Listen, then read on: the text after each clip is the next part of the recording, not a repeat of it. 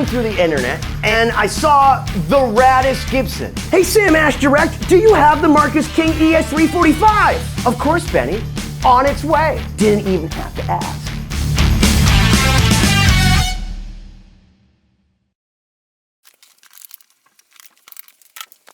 Check out the Marcus King ES-345.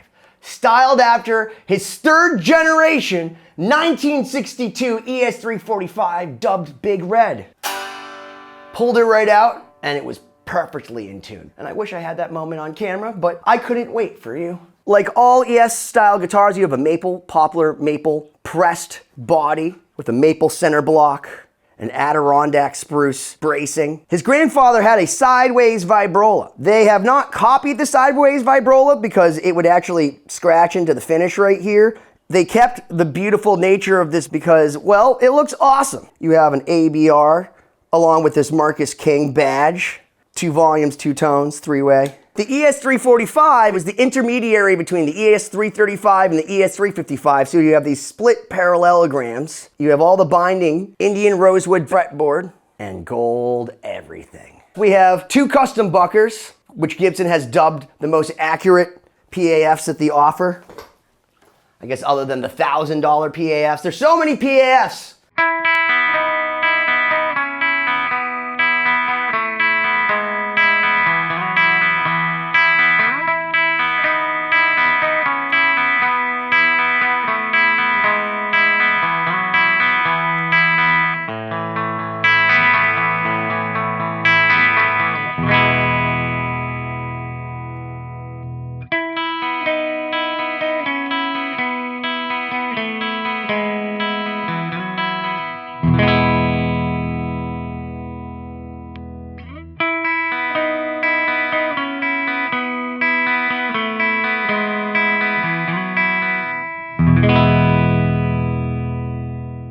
This is what I dub the shred neck from Gibson.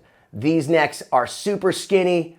They are just made for speed. And because you have the ES style body, you can whittly right up to the very, very top fret with no infringement from anything other than yourself. If you're not very good, you go up to about here, and then that's where you put the dog barrier. You cannot deny the regal nature of this guitar.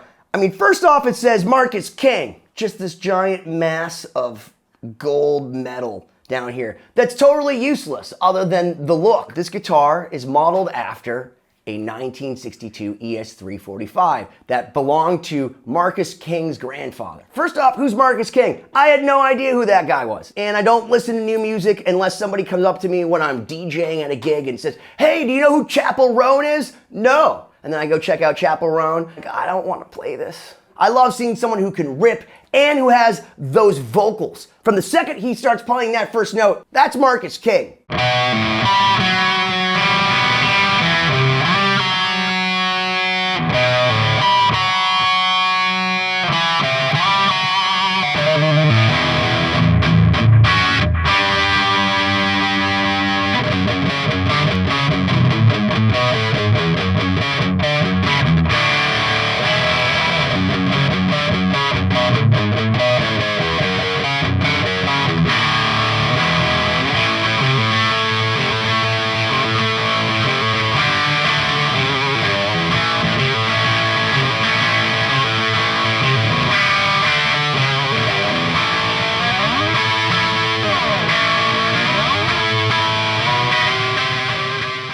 For me, the most important thing is having your own voice. No one's saying Keith Richards is winning the Guitarist of the Year contest. But from the first awkward bend of Sympathy for the Devil, you know it's Keith Richards. You heard Eddie come in and do one dive bomb. Dimebag Darrell, one dive bomb. You know it's them. I think Marcus King might be one of those guys. But the thing that made me even more jealous than his natural God-given talents as a singer and as a guitar player was the fact that Gibson recognized Marcus King enough to make him this badass instrument.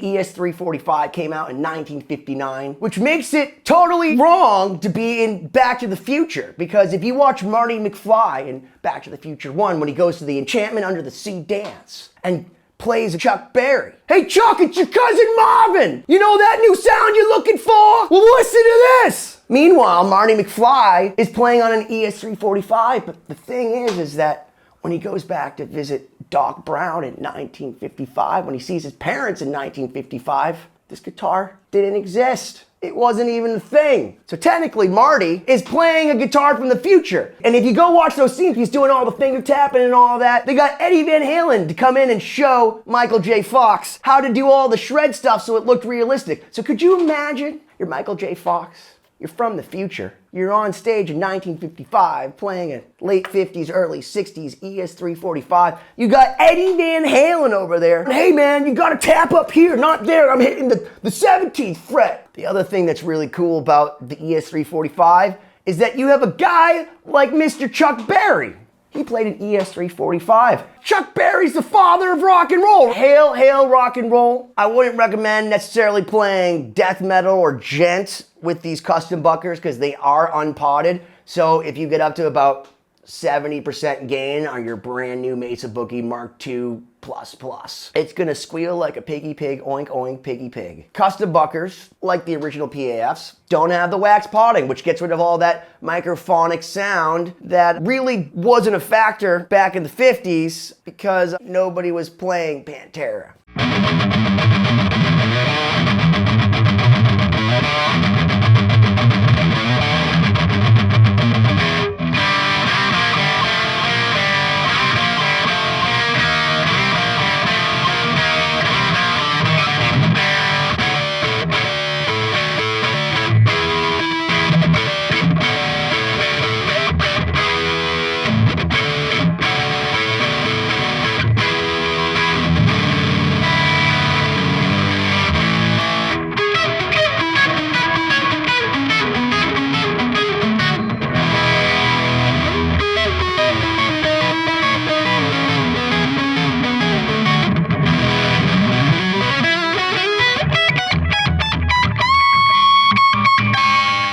When I pick up this guitar, more than anything, brings me back to 1955, to that Enchantment Under the Sea dance, when that time when Marty McFly showed all those kids what the future of rock and roll looked like. Why don't you smash that subscribe button already?